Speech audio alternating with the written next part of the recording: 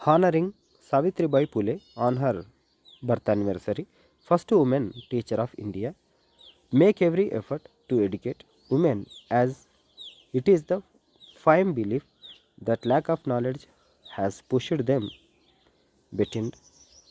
Go get education, be self reliant, be industrious, work, gather wisdom and riches.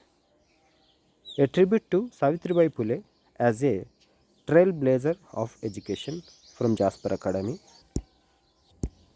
ఆధునిక భారత తొలి మహిళా ఉపాధ్యాయురాలు సావిత్రిబాయి పూలే ఒకప్పటి సమాజంలోని కట్టుబాట్లను ఎదిరించి ఆధిపత్య వర్గాలను ధిక్కరించి అక్షర సమాజం ద్వారా సమాజ అభ్యున్నతి అనే ధ్యేయంతో మహిళా హక్కుల కోసం పోరాటం సల్పిన ఆధునిక భారత తొలి మహిళా ఉపాధ్యాయురాలు సావిత్రిబాయి పూలే నాటి పితృస్వామ్యానికి వ్యతిరేకంగా పోరాడుతూ కుల వ్యవస్థ పునాదులను కుకీటి వేలతో పెకిలించి అంటరాని వారిగా ముద్రపడిన మహిళలు శూద్రుల హక్కుల కోసం పోరాటం సాగించిన ధీర మహిళ గొప్ప కవి రచయిత్రి సావిత్రిబాయి పూలే.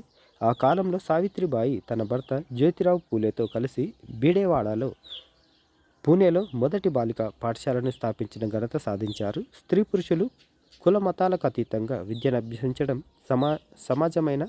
సహజమైన హక్కు ఉంటుందని, అందుకే అందరు చదవాలి, అందరు సమానంగా బతకాలి అని అనునిత్యం తప్పించిన సామాజిక విప్లవ మాతృమూర్తి సావిత్రిబాయి పూలే. భారతీయ సమాజంలో అనాదిగా ఉన్న అసమానతలను తొలగించి సమాజం సామాజిక అభివృద్ధి కోసం ఎందరో మేధావులు సంఘ సంస్కర్తలు ఆలుపెరుగని పోరాటాలు చేశారు. అంధవిశ్వాసాలు నిరక్షరాస్యతకు వ్యతిరేకంగా ఉద్యమాలు నిర్వహించారు. అలాంటి వారిలో ప్రముఖంగా చెప్పుకోవాల్సిన వ్యక్తి సావిత్రిబాయి పూలే.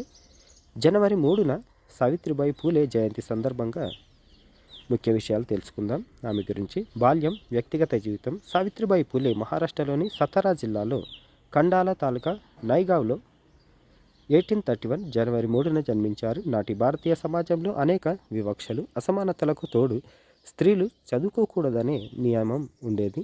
దీంతో ఆమె అక్షర జ్ఞానానికి దూరమైంది. సావిత్రికి చిన్నతనంలోనే వివాహమైంది. ఆమె భర్త జ్యోతిరావు పూలేకు చదువంటే మక్కువ. సమాజంలో స్త్రీలు అభివృద్ధి చెందితేనే దేశ అభివృద్ధి సాధ్యమని ఆయన విశ్వసించారు.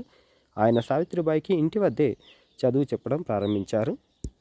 తానొక్కతే కాకుండా స్త్రీలందరూ విద్యావంతులు కావాలని సంకల్పించిన ఆమె అహ్మద్నగర్లో ఉపాధ్యాయ శిక్షణ పొందారు. అణగారిన వర్గాల పిల్లలు చదువుకునేలా పుణేలోని బీడేవాడలో భర్తతో కలిసి మొట్టమొదటి బాలికల పాఠశాలను స్థాపించారు. అందులోనే ఆమె టీచర్గా పనిచేశారు. ఆ విధంగా దేశంలో మొదటి మహిళా ఉపాధ్యాయురాలిగా చరిత్రకెక్కారు.